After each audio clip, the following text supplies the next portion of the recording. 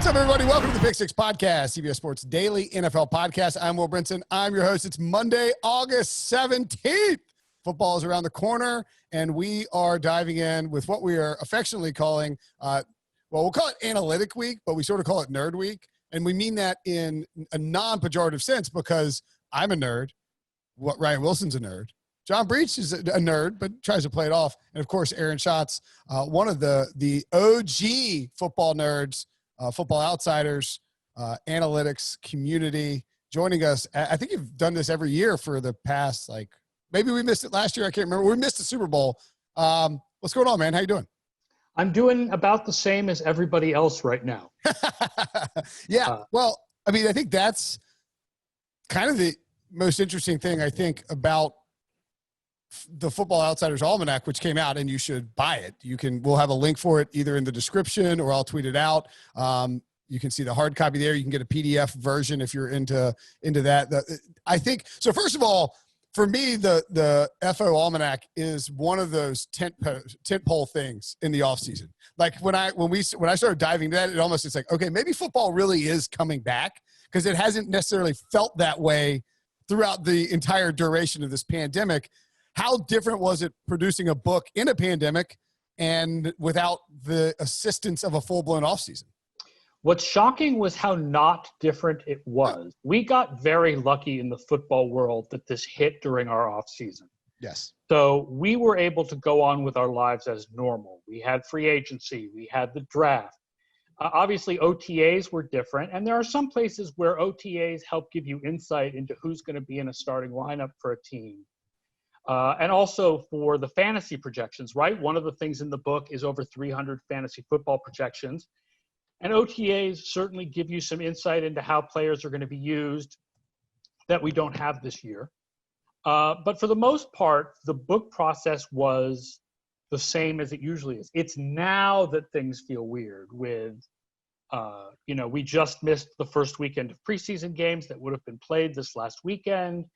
The fact that the college football, 2 conferences at least, have shut down of the major conferences. I mean, we've got a whole section in here, unfortunately, previews a college football season that won't happen. So it's funny, this offseason for me, Aaron, you probably don't know this, but Brinson takes 5 or 6 holidays over the summer. So me and Breech will fill in for him. But part of this offseason for me has been sort of my stroll down memory lane. I talked to Michael David Smith, who we both know from literally 2 decades ago. Aaron was the first person to give me a paying job.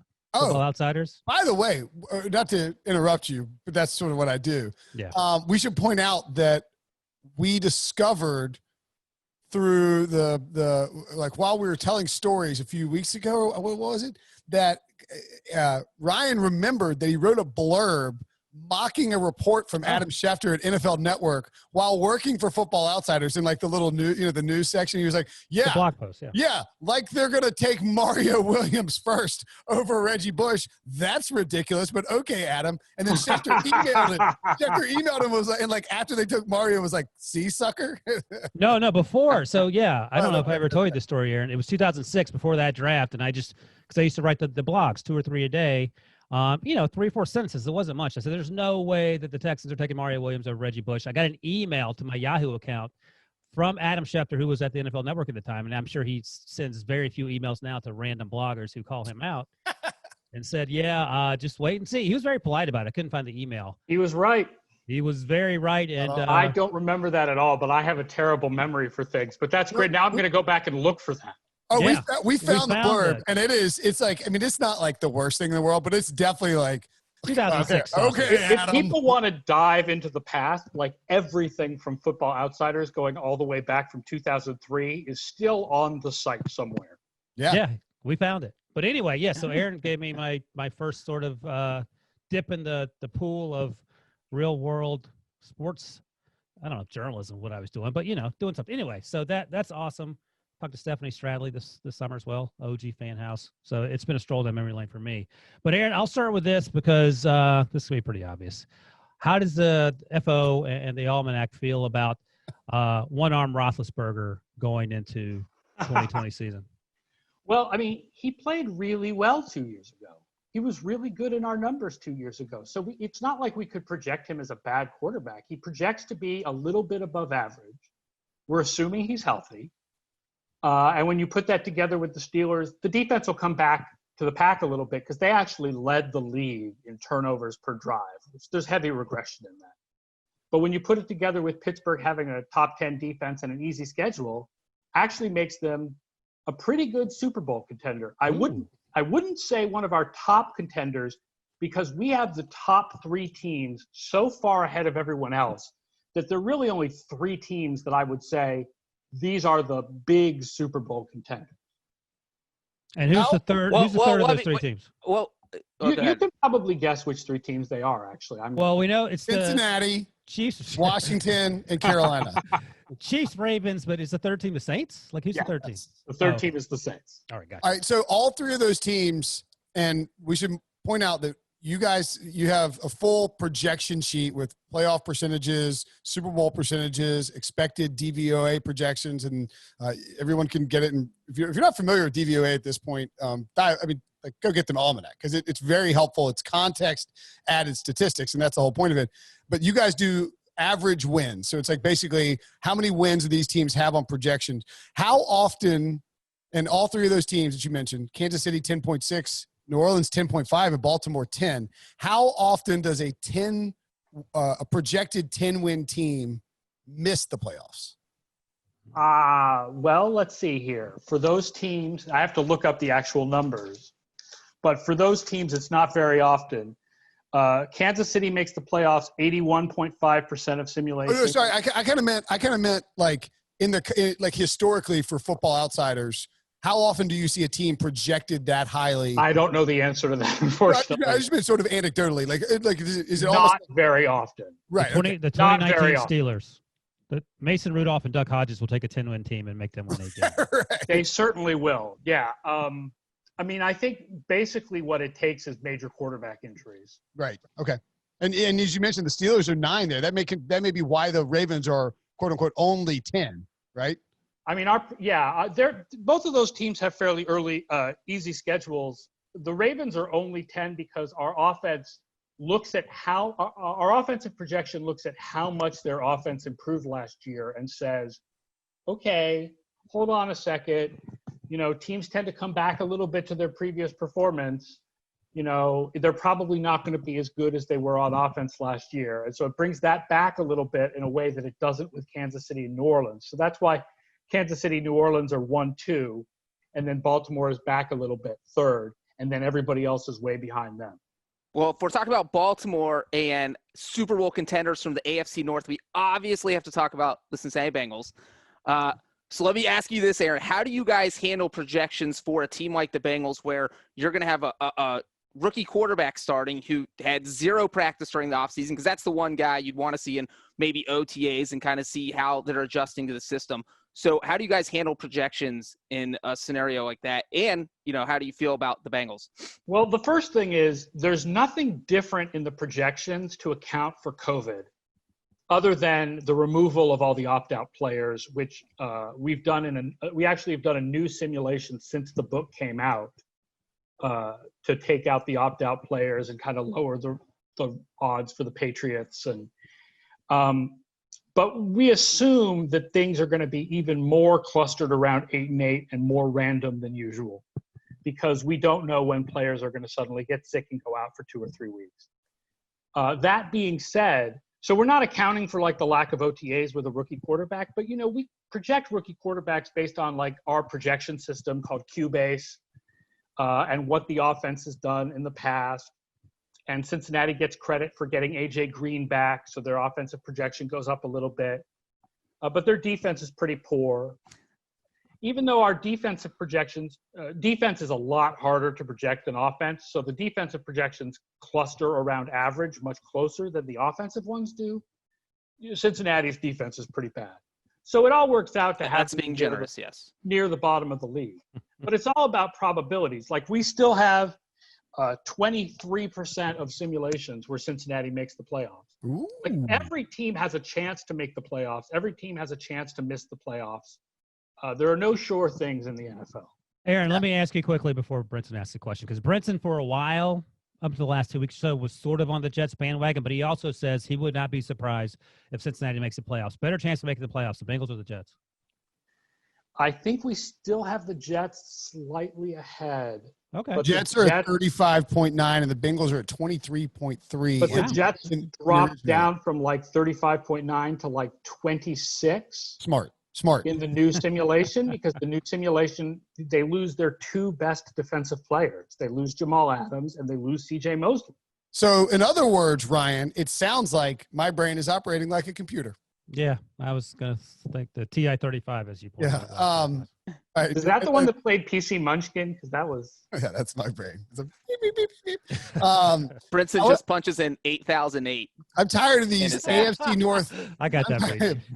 Boobs. I'm tired of these AFC North homers using this podcast platform as a way just to let's, I'm curious about that. No, you're just asking about your team. You just want to know if your team is going to be good. We need information here. And the information that I found startling, Aaron, is in the North, but in the NFC North, where, and correct me if I'm wrong in the updated projections, but I do believe that you have the Detroit Football Lions with the highest projected win total. The Lions going to win. As I said, I actually said this on radio the other day, and the host mocked me. I said the Lions are sneaky to win this division. I think I like this concept of Detroit being the best team. Is that more about the other team stinking or Detroit taking a step forward? Well, best team in the division comes with a little bit of an asterisk because those four teams are so close together in our projections. We have every team in that division falls between 23 and 27%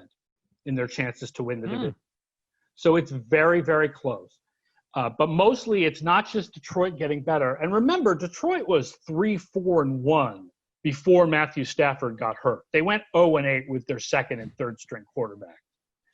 But also Green Bay and Minnesota falling backwards, which we're predicting. Green Bay is a team that I'm sure anybody who does analytics on Twitter knows was not a 13-3 quality team in the underlying stats last year.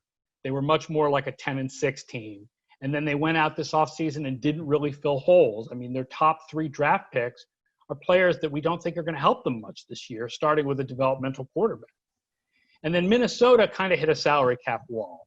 Like, we think they're a well-managed franchise, and we think that all of the draft picks that they took this year, like using this year to draft as much talent as possible, was really positive. So we're really positive on Minnesota in the long run. But in the short term, you're talking about a team that lost Stephon Diggs, their best receiver, Everson Griffin, one of their top 2 pass rushers, most of their cornerbacks, even though one of them, Xavier Rhodes, was horrible last year. So we think Minnesota is going to take a bit of a step back also. And then Chicago is Chicago, like Chicago always is. There's going to be a good defense and questions of quarterback. So the whole division end up floating around 8-8, and the Lions come out very, very slightly with the best projection. That is, I'm not a huge Matt Patricia fan. I think that's pretty well known on this podcast. Well, that's something we can't account for in a mathematical projection system, and that's sort of the subjective yes, but that we're all putting on this projection. But I will say this: if they can't get to at least 7-9 this year, he's got to go, because the talent is there, and the way that division should work out, they should go at least 7-9 this year. Wilson will personally deliver the pink slip. Me and Jim Caldwell, 97 back-to-back years. Do you know if Jim Caldwell showed up in like a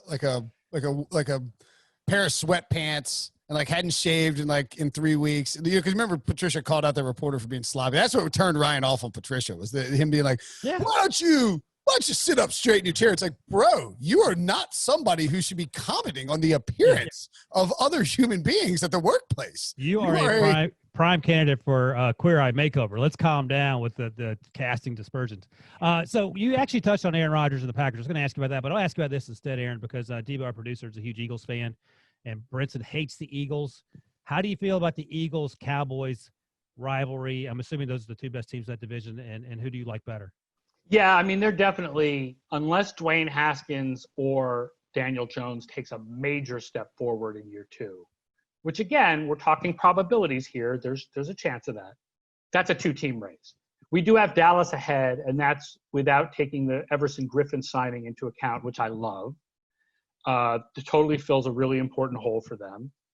But we do have Dallas ahead, mainly because of the offense-defense discrepancy that I was talking about, where offense is easier to predict. And therefore, teams that predict to have better offenses will tend to have better averages in our simulations than teams that project to have better defenses, because the best offenses project to be better than the best defenses are. And Hey, Dallas is a can I team ask that you this? projects to be better on offense, and Philadelphia on defense. So how do you account for Mike McCarthy? And my concern with Mike McCarthy, I think he's probably going to be good for Dak, but my lasting image of him, and I said this on the podcast last week, is that Seattle playoff game where fourth and one at the goal line, and they're just kicking field goals left and right. Yeah, which is interesting because historically, in the regular season, Mike McCarthy is one of the most aggressive coaches in the league. He just suddenly loses his aggressiveness in the postseason. I don't. What phrase were you going to use there? I will say, up. Puckers up. Poops his pants. Yeah, I was trying to think of something nice and clean.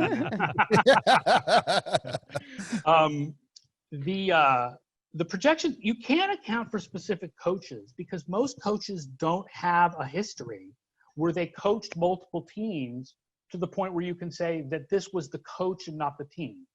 Like, it's rare to have a coach who has enough of a sample size that you can say, Wade Phillips improves the defense everywhere he goes. Like, Wade Phillips is the rare coach who has that sample size.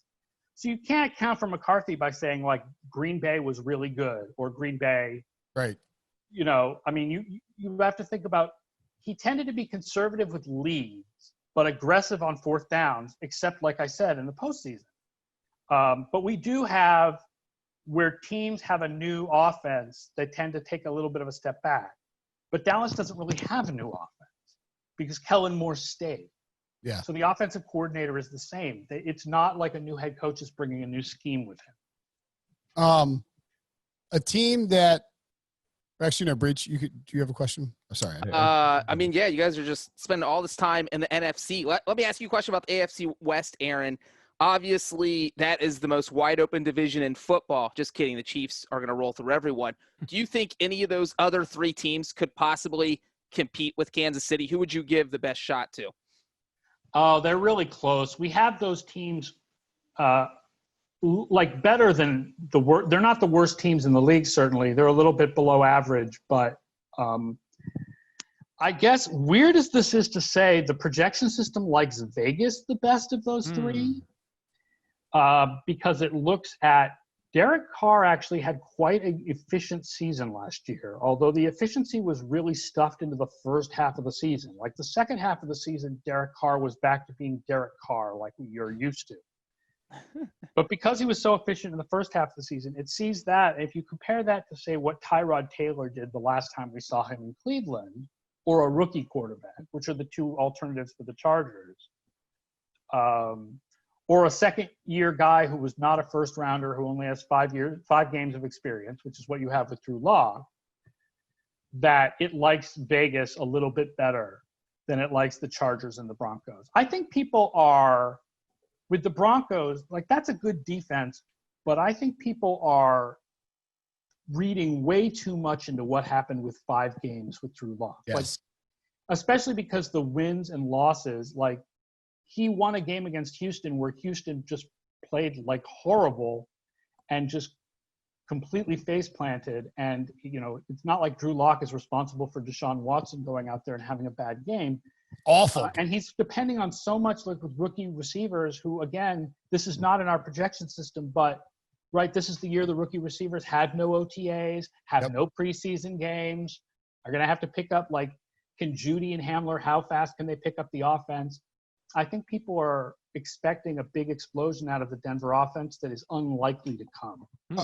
You have Denver at 7 wins projected in the original run. I'm just curious, do you have the number in front of you? Because they had Juwan James opt out. I think they're still at 7. Okay, I was just curious how much, like, a tackle might have impacted Like obviously, I didn't think it was. Well, they didn't have him. One of the things is they didn't really have him last year, right? He was injured for most of last year. So the guy who's going to replace him is probably the guy who already replaced him last year. The really big opt-outs are the defensive players who have a really heavy importance. Hightower, Mosley. I mean, those are really the big two. And then, of course, the Jamal Adams trade, which isn't an opt-out, but also happened since we finished the book.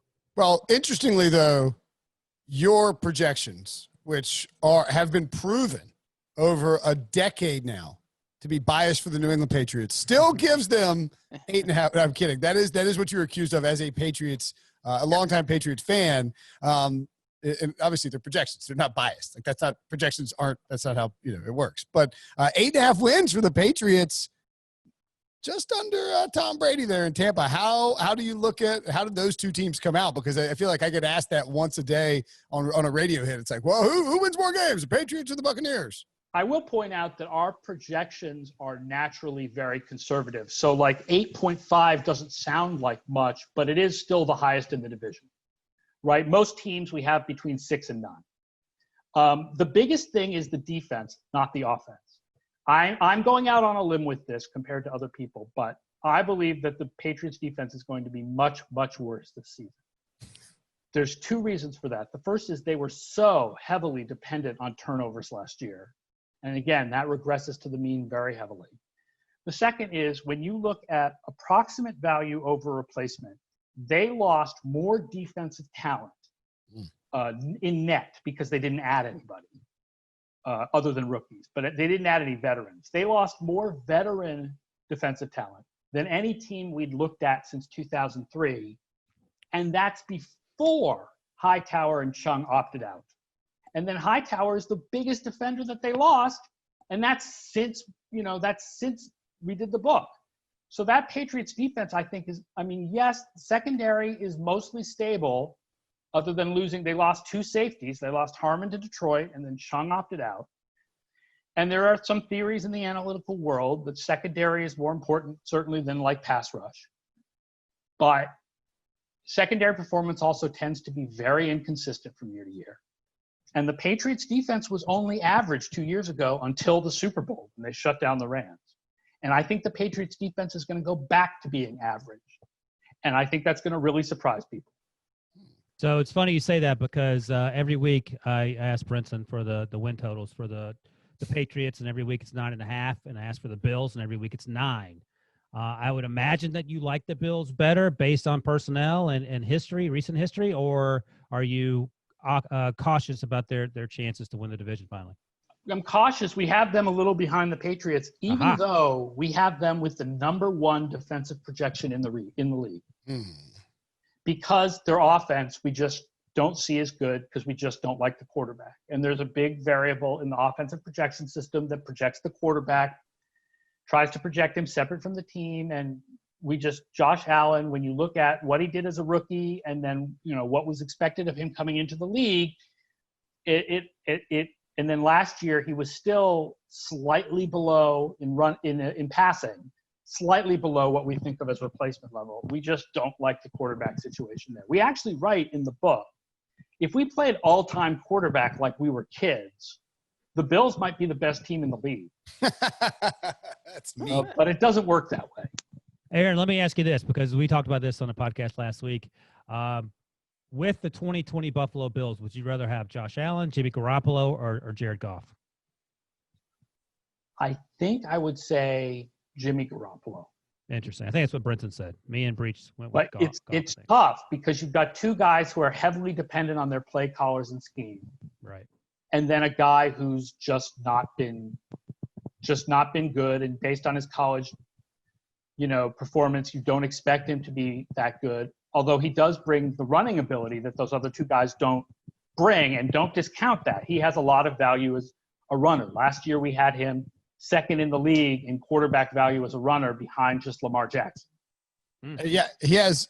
I mean, he's a great runner, and he doesn't have a 300-yard passing game, which is pretty wild to be 2 years into your career as a first-round pick who started from day one and not have 300 yards passing in a single NFL game. They certainly have done everything to put a good team around him. Between the offensive line, let's sign as many mediocre guys as possible and see who works well together, which ended up working out. And then Brown and Beasley and now Diggs, like they've certainly put some talent there around him. He's got a good structure around him. So, again, doing analytics is all about probabilities. Nothing is certain. There certainly is a chance that Josh Allen will improve and become, let's say, an average NFL quarterback, which would prove all of us wrong from what we said about him coming into the league. And combined with the defense that we're expecting from the Bills, would make them absolutely the division champions. And the Bills' defense was much less dependent on turnovers last year than a lot of the other top defenses like the Patriots and 49ers and Steelers, which makes them a better bet to continue their playing well on defense this year than those other teams. A reminder, you can get all of these brilliant analytic axioms in the Football Outsiders Almanac. Make sure and purchase it. I would also note, before we go to break really quickly, that if you go to footballoutsiders.com, you can buy a package combo deal. I think it's on sale if you combo them. The Kubiak fantasy projections, they win leagues for you. You will win leagues if you, I'm not saying not go to CBS, but combine it with CBS, because then you have your draft room on CBS where you're doing your fantasy league. Maybe you listen to Jamie Eisenberg every now and then. I don't know, or Dave Richard or Heath Cummings, but you take the stats from Kubiak. I promise you will find somebody who is a breakout. Like you're looking at it, you're like, how is this guy going to do this? And then he ends up doing it. All right, we'll take a quick break and we come back. More football with Aaron Schatz. Okay, so we covered the Bills, and I am curious how much. I'll dovetail the Bills discussion and Josh Allen into a question about the AFC or the NFC West, because Kyler Murray, I think, is a second-year quarterback that a lot of people are sort of pointing to. Who could people are like, oh, could he be the next Lamar, the next Mahomes? It's asking a lot, but how much upside with a quarterback like that or a quarterback like Josh Allen? Do you guys can you build in the probability that one of those guys just takes a huge leap forward and becomes an MVP level player, or is that too far outside of the? I mean, that probability average is sort of always built in on the margin, just like the probability that the quarterback's going to get hurt and your backup's going to suck is always kind of built in on the margin. But the expectations for those guys based on what they did in college, I mean, the expectation for Murray is just so much higher than the expectation for Allen. We like Arizona this year. We have the entire NFC West in our million simulations averages better than 8 wins. Wow. So the worst NFC West team, which is Arizona in this case, 8.1 average wins, is better than the best NFC North team, Detroit, at 8.0 average wins. That is correct, yes. Do you think there's a chance all 4 NFC West teams make the playoffs? Oh, yeah, definitely. There's definitely a chance. I don't think it's likely. One of them will probably not make it, but I think it's pretty likely that 3 of them will make it. That's a really strong division. I know we have the Rams higher than most people. Again, some of that is that because we do our projections top down, we look a lot at what teams have done over the last, not just year, but 2 and 3 years. I mean, obviously 2 and 3 years ago is nowhere near as important as last year, right.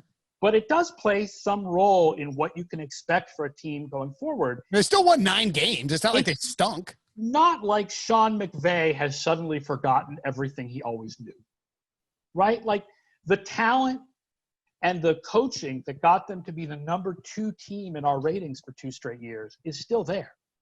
A lot of the talent is still there, and the coaching is absolutely still there. So we've got the Rams as still an above-average team despite the personnel losses that they've had over the last couple of years. Yeah, it surprises me that the Rams feel like that team that everybody thinks is overrated. I think Brinson is on the Rams overrated bandwagon, aren't you, Brinson? Yeah, but I'm mostly on the Cardinals or a playoff sleeper bandwagon and a sleeper to win the division. Well, and you mentioned the Packers and 13 wins and how there's no way they're going to match that. The 49ers, obviously another 13-win team last season. I'm assuming you guys are projecting a little bit of regression there for San Francisco. Yeah, although it's different because Green Bay was a 13-win team that underlying stats said was not a 13-win team. San Francisco was a 13-win team that the underlying stats said was a 13-win team. But again, like I said, we look at like the last 3 years because there is this thing called the plexiglass principle, which is the teams that take a dramatic improvement tend to fall back a little bit the following year. San Francisco is the first team in the history of our stats. Goes all the way back now to 1985. That went up 20% in DVOA on both sides of the ball. It had never happened before that a team had improved that much on both sides of the ball. So we expect naturally there's going to be a little bit of comeback there, right? It's not like there isn't a lot of talent on that team, but you add to the fact that they've lost some talent, right? No more Buckner, no more Emmanuel Sanders. They're depending on rookies to replace those guys. You can't be sure of what you're going to get from rookies. So we have San Francisco coming back to the pack a bit. It's not like we have them as a bad team. It's just we have them as part of a really good division where those teams are going to be really competitive with each other. Do you think teams know that internally at all? I mean, I don't know if you talk to any teams like, because you would never hear Kyle Shanahan get up in a press conference and be like, we improved 20% on both sides of the ball last year. We probably think it's going to be a little bit worse than it was last season when everything went perfectly. Like, you would never hear a coach say that, but do you think internally they're like, man, we got everything clicked for us last year. Maybe we should see a little bit of a step back on offense or defense. I mean, do you think that exists? There may be a couple of teams where the analytics department believes that, but I think even if you say it to coaches, that the coaches will find a way to talk themselves into the idea that it's not us. Right. Like we're an exception. And there are exceptions. It's hard to find out who the exceptions are before the fact, right? Like afterwards we find out like what the exceptions were. But like, let's take San Francisco, for example. The secondary played so well last year. Like I said, secondary play is pretty inconsistent from year to year. The defensive line, right? Other than Nick Bosa, those players on the defensive line were all there the year before, and that defense was terrible. Yeah. The offense was much better because they had a healthy Garoppolo. But on defense, I don't think Nick Bosa on his own takes a team from being one of the worst defenses in the league to being the number 2 defense in the league. No. It probably would have been number 1 in a usual year when the Patriots didn't do what the Patriots did last year. I mean, Nick Bosa is a good player, but no defensive player is that good. So you're going to see some retrenchment there. So what about Phillip Rivers, who last year was, any way you look at him, a lot of dog doo-doo in his game. Now, you could blame that on the lack of offensive line. I get all that, but he made a lot of terrible decisions. Had more touchdown passes than Big Ben. What do you think about that? And probably Andy Dalton too. I feel like though the Colts is a perfect scenario, not only for Indy's offensive line, playing indoors, but also for Phillip Rivers, who has the weapons around him. He had those weapons in Los Angeles, obviously, but not the protection. How does Aaron feel about it, and how does FO feel about Phillip Rivers in Indy? Yeah, I mean, we'll see about the weapons around him. They're going to depend pretty heavily on a rookie receiver, Michael Pittman Jr. and Paris Campbell. Our system didn't really like him coming out of Ohio State because slot receivers like that don't translate to the NFL when they're high picks quite as well. But Phillip Rivers was still above average last year by our numbers. Like, not to what he'd been in past years, but still by our numbers, he was a little bit above average. And it's tough to model aging quarterbacks at this point because Breeze and Brady have just knocked any attempt to model aging quarterbacks out of the water. Like, you can't model them declining. And so we see Rivers is probably good again. And when you put the talent around him that Indy has, and by our numbers, the worst projected schedule in the league, the easiest projected schedule of the league, we like the Colts as one of the better teams in the league this year. I'll follow up quickly. How concerned are you about Bill O'Brien? The whole Houston chapter is mostly about the concern about Bill O'Brien, and why he got control of the whole franchise is weird. And I hate saying that. I hate saying that because he's my boy. There are not a lot of us Brown alumni in the NFL these days. And so I want Bill O'Brien to do really well for my school. But, your fellow coaching alumni from William and Mary are much better right now than my fellow coaching alumni from Brown. And let's not forget the coaching alumni from Miami of Ohio. What? Yeah, Miami of Ohio, just like Brown and William and Mary. John Harbaugh and Sean McVay. Super Bowl wins. That's pretty good. That's better than Bill O'Brien right now. Dunked on. Oh yeah, sorry. We like to play dunked on music, Aaron, whenever somebody dunks on him, and that qualifies as a dunk for Breech. So we'll give it to him. Way to go, Kevin Breech. Harlan. Thank you. I don't know what the hell we're going on here. Well, hey, listen, back in the day, Aaron was a DJ, so he probably knows about hitting the buttons. I know about hitting the brake, and I know about dropping in some sound effects. Yeah, I was the sound effect guy. I did all those bits that go between songs. I created all those bits that go between songs that like tell you what station you're listening to. All right, so really look at these projections. I mean, you pointed out that Kansas City, New Orleans, and Baltimore are that far ahead of everybody, and then Pittsburgh, Indy, Tampa Bay, Dallas right below them. I mean, it's pretty remarkable. It's kind of stunning just how far ahead they really are. I mean, so the Kansas City, 81.5% chance to make the playoffs. New Orleans, 80. Baltimore, 73.7. And then the next highest is 58.6. All three of those teams also have 16.4 or higher projected DVOA. And then Pittsburgh's at 7 below them. Is if you were a gambling man, would you then be inclined to only bet on one of those three teams to win the Super Bowl, or would you want to get something with a little longer odds? Well, I think there are still some longer odds bets that are probably good. I don't have the odds in front of me, but I would bet that Indianapolis and Pittsburgh might be good bets. Yeah, both in the 20 to 30 range probably. Yeah. Here's the thing, right? Counter to what our projections say is the idea that COVID is going to mess with the best teams being the best and the worst teams being the worst. And that's not incorporated into our projections because we do stat projections, and stat projections are based on the past. And there is no past season in COVID for us to use as an example. But I think we all assume that because random players are going to disappear in the middle of the year, that there's going to be a little bit more randomness. And that would suggest going away from favorites in Super Bowl odds or season totals. Again, the fact that we have those three teams so far ahead sort of suggests going with them. Sure. Yeah, and that's a great point in the COVID. And that also, I think, might even, like you have Detroit where you have them with 8 wins as the top team in that division. Their odds are the longest. Arizona as well has the longest odds to win that division. Maybe given that random occurrence, I'm saying this for the listeners, if you want to buy in on it, but like if you see Arizona at 8.1 in a season where there could be utter chaos, like Jimmy Garoppolo, Jared Goff, and Russell Wilson could all get COVID and be forced to miss 2 or 3 weeks. Kyler Murray doesn't, and suddenly the Cardinals win the division. Like maybe there's an opportunity there to take some longer shots in divisions. Yeah, I'm sure I'm not sure because you can't be sure of anything this year. No. But my guess is that when this year is over, that we're going to look at some of the teams that go to the playoffs and go, if it wasn't for COVID hurting this other team, that probably wouldn't have happened. I also happen to be of the belief that we may end up having to play a season where not every team plays 16 games. I would agree with that.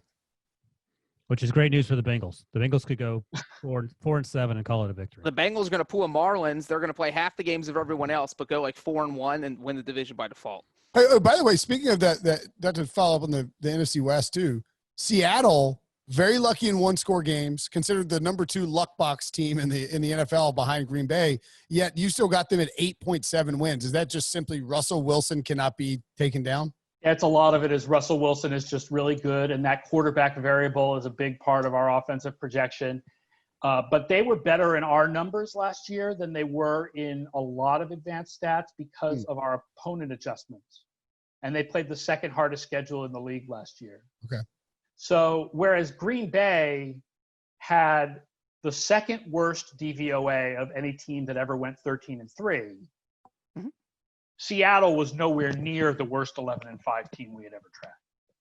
So I think part of the idea is that Seattle was lucky last year, but also in some ways not unlucky, but just had a hard road, and that they're probably going to be a little better this year, and then a little better than that now that you add Jamal Adams. And so that's what puts Seattle so high in our projections. John, do you want to ask about the Bengals again? I already like Aaron's and I like FO's football projection for the Bengals. 23% chance of making the postseason. I'm going to tell every Bengals fan I know to buy the Almanac this year. You might as well be freaking Lloyd Christmas here. You think so you're saying there's a chance? Who surprised me on this projection list? Jacksonville at 7-1. that's a lot higher than I think. I mean, I think when people mention the worst teams in football, it's Carolina, Washington, and then Jacksonville. And yet, not that you have them as winning the Super Bowl or anything, but you have them as a 30% chance of making the playoffs and above a group of teams like Denver, New York, and Cincinnati. Yeah, we have them as a run-of-the-mill bad team, not as the worst team in the league. Gardner Minshew, they were like 26th or something on offense last year, or is that what I'm projecting? They weren't the worst offense in the league last year, so I don't know why everyone expects they're suddenly going to be the worst offense in the league this year. Fair. What about Baker and the Browns? Because every year, the last few years, I've fallen for it, and Stefanski certainly is an upgrade over Freddie Kitchens. I don't think anyone disputes that. But is that going to be enough to overcome the ownership, which seems to be the biggest obstacle? Here's what I say about the Browns. The numbers don't buy in. Okay? But of all the teams that we have in the bottom half of the league, right? Not the 7.9, 7.8 teams, but all the teams that are at like 7.5 and below. Cleveland is the one where you can construct a narrative that makes the most sense as to why they would be a playoff team with things that our projection system is not necessarily catching, like that Freddie Kitchens was horrible last year and that they're going to get a big upgrade in coaching, or that the left tackle was so bad last year that that's naturally going to be a big upgrade.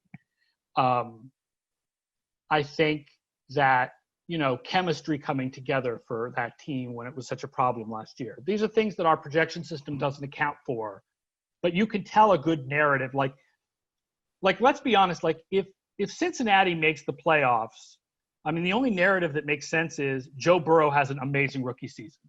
But for the most part, it's hard to see it happening. But with Cleveland, like the narrative of, I mean, they've got Odell Beckham, they've got Jarvis Landry, they've got Nick Chubb, the offensive line's much better.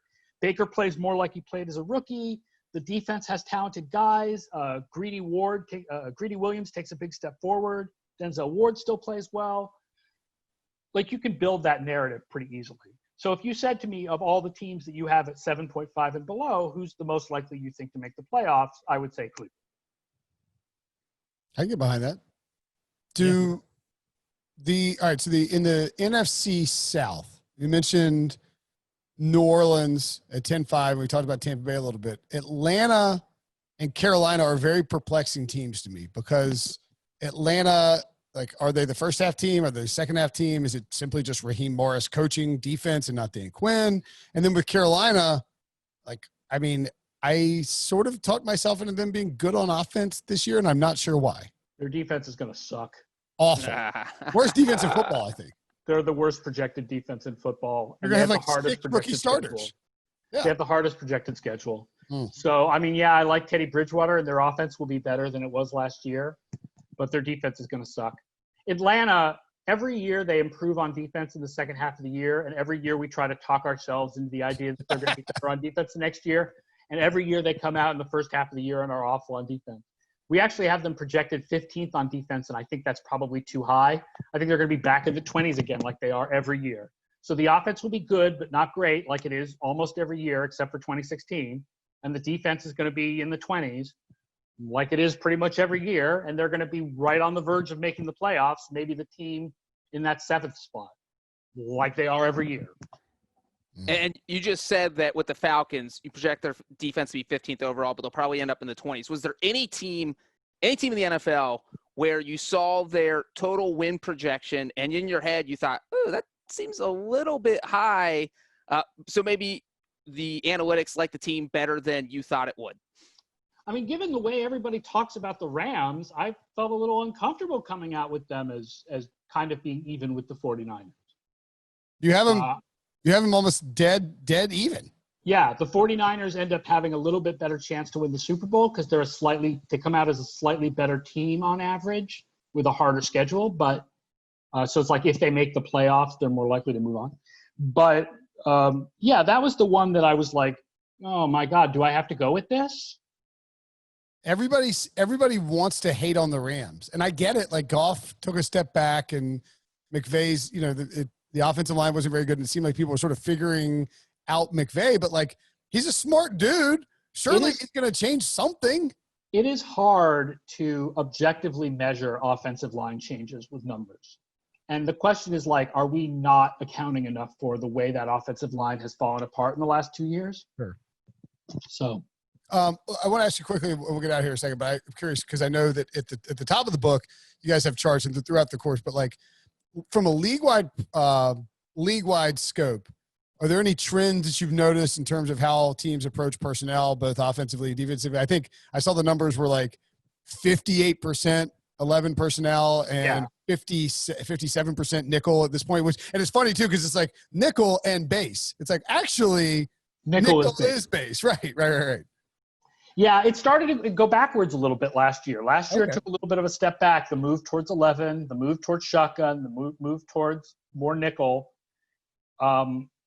So it remains to be seen whether that's a 1 year blip and it goes back up again, or whether we're starting to see. See, I think, Aaron, we could see teams in this offseason, like teams. I think Belichick wants to go heavy 12. I think the Eagles are going to go a ton of 12. He doesn't have the personnel for it. Yeah, I know. But I'm just saying, like, I think they want to be these power run teams. I think some of these teams want to be simple power run teams, knowing that the offseason is going to be a little bit shorter. Is that a viable theory? If they're smart, what they don't want to be is a power run team. If they're smart, what they want to be is a team that fools you into thinking you're a power run team. Okay, here's one of the things that we've seen.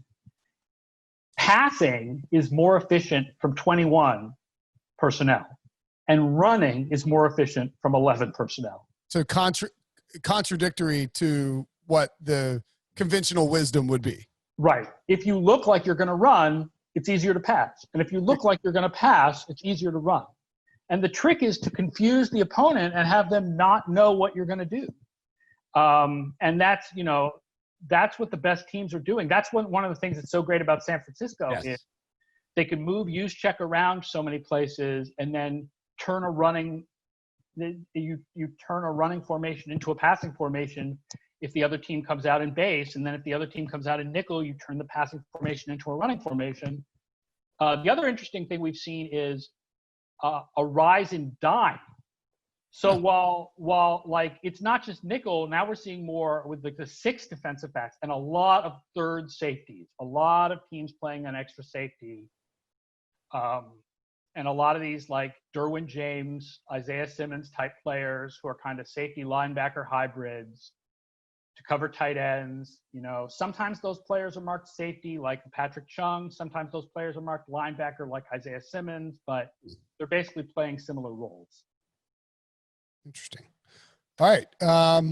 Ryan, John, you guys got anything else you want to ask Aaron about? Pick his brain. If you want to ask about the freaking Steelers again, you better do it now. No, I'm good. I got everything I need, I think. Yeah. Ben is trash, and Rivers is better. I think that was the primary takeaway. All right, we'll have that argument when it comes time for the Hall of Fame. I think Ben is in, and Rivers is going to be a question mark. But if I had my choice, Rivers is a Hall of Fame quarterback. Is Andy Dalton a Hall of Fame quarterback? No. Eli Manning? If I had the choice, no. But will he get in? Yes. Yes. Yeah. That's Andy Dalton might get into the Cincinnati Hall of Fame. Eli Manning is Jim Plunkett. If Eli Manning goes in, Jim Plunkett should go in. Yeah, I agree with that. Okay, so as we mentioned, you need to have the Football Outsiders Almanac. If you have never purchased one before, go get it right now. You can see it on youtube.com/pick6, by the way. Aaron is holding it up. It is a robust manual. You can also get it in a PDF form, and then you can save it to like your iPad or whatever. You can save it in books, iBooks, or I don't know. I figured out how to save it on my phone somehow. But you can maybe you're done with your beach trip. But Ryan's got a couple of vacations coming up. Leaves on the first weekend of football every year. Probably do it again this year, despite writing about football for a living. Maybe he'll take the Almanac and comb through it on the way there. Maybe he'll read it on the PDF. Go to footballoutsiders.com and you can buy it there. You can also get it. Where do you prefer people to buy it? Because I know that like sometimes Amazon and Direct is different. We want to line your pockets. If we want to line our pockets, you want to buy from the electronic version that you buy on footballoutsiders.com. Okay. But if you want a really big book you can physically read and actually kill all the mosquitoes in your house with because it's gigantic. You can kill a warthog with that book. 50 feral hogs versus my book.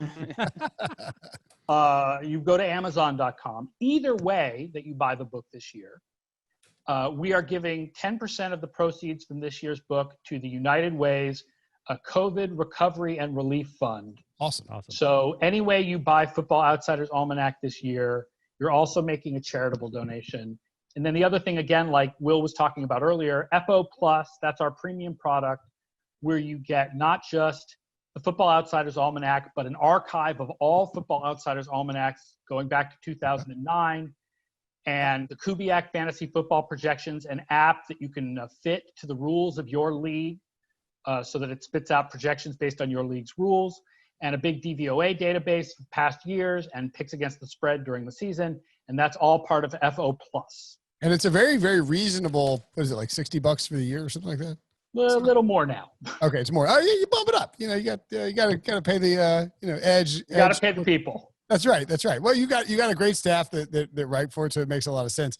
I was glancing around. I was trying to find. I know somewhere up in my very much not clean office that I have multiple old Football Outsiders almanacs. I'm sort of tempted to dive into like an old one and just sort of see, because you just sort of get nostalgic thinking about.